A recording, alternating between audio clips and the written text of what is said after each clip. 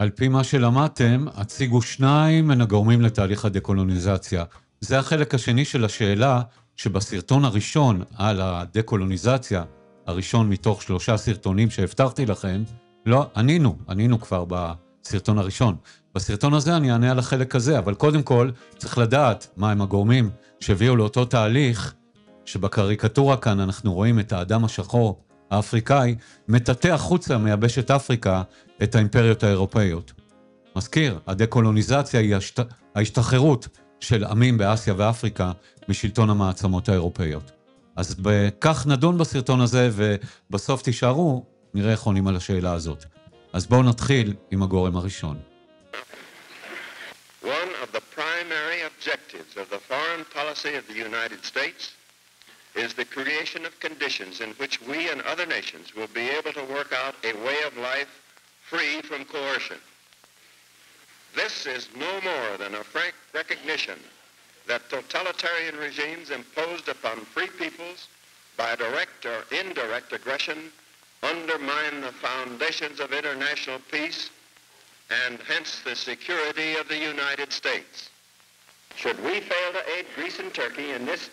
אז זה נשיא ארצות הברית, הארי טרומן, ב-1948, הוא נואם בקונגרס, זוכרים את דוקטרינת טרומן, כשדיברנו על העברת שאלת ארץ ישראל לאו"ם, אי שם, כשלמדנו על המאבק לעצמאות של היישוב היהודי, אז הארי טרומן אומר שיש סכנה גדולה לחופש של העמים, שהיא ברית המועצות. אז זו הגישה האמריקאית, צריך להיות חופש לעמים, freedom כלשונו, ומי שמסכן את ה-freedom, את החופש, זה ברית המועצות. במסגרת זו, ארצות הברית כמובן שתתמוך במאבק של עמים באסיה ואפריקה לקבל עצמאות.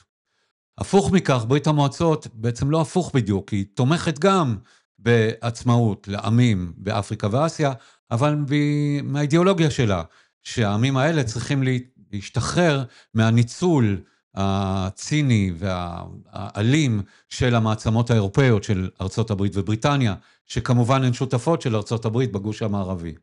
אז שתי המעצמות, במסגרת המלחמה הקרה, תומכות בהשתחררות של העמים משלטון המעצמות האירופאיות באסיה ואפריקה. לכן המלחמה הקרה, מערכת היחסים בין ארצות הברית לברית המועצות, היא גורם לדקולוניזציה. Alone of all the nations went through 2 great wars. We're still alone. For that fight, we put everything in that we had. We sacrificed all our wealth overseas. הקרבנו את כל העושר שלנו, את כל ההון שלנו, אומר כאן ראש ממשלת בריטניה בנאום ב-1947. וזה הגורם הכלכלי שהביא לתהליך הדקולוניזציה. המעצמות האירופאיות, אחרי מלחמת העולם השנייה, מרוששות כלכלית. מלחמה זה לא דבר זול, ולכן אין להן יכולת יותר להחזיק בשטחים מעבר לים, באסיה ובאפריקה.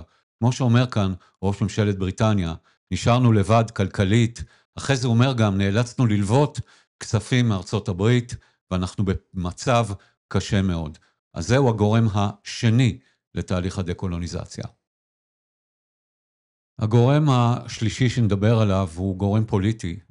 לאחר מלחמת העולם השנייה אנחנו רואים התעוררות של תנועות לאומיות שפועלות למען עצמאות באסיה ובאפריקה.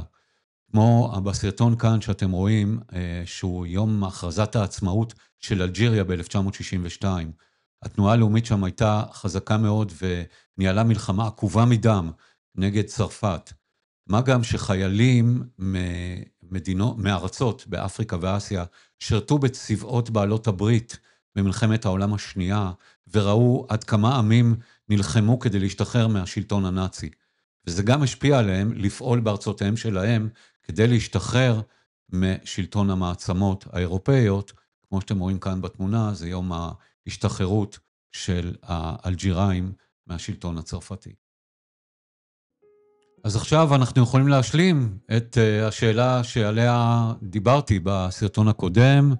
על פי מה שלמדתם, הציגו שניים מן הגורמים לתהליך הדקולוניזציה, אז אין לנו שום בעיה לענות על זה עכשיו, אנחנו יודעים.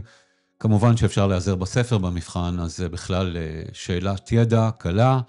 שני גורמים שדיברנו עליהם, זה גורם בינלאומי, השפעת המלחמה הקרה, תמיכתן של ארצות הברית וברית המועצות בהשתחררות של העמים, כל אחד בגלל האידיאולוגיה שלה. ארצות הברית חופש לעמים, ברית המועצות השתחררות מהנצלנים הקפיטליסטים האירופאים, והגורם השני הוא גורם פנימי, פוליטי, התעוררות התנועות הלאומיות שנאבקו למען חופש, למען עצמאות של עמיהם באסיה ובאפריקה. זהו, עד כאן החלק השני בסרטון על דקולוניזציה. בחלק השלישי אני אדבר על מאפייני התהליך, אז עד הפעם הבאה, להתראות, המשך יום נעים לכולם.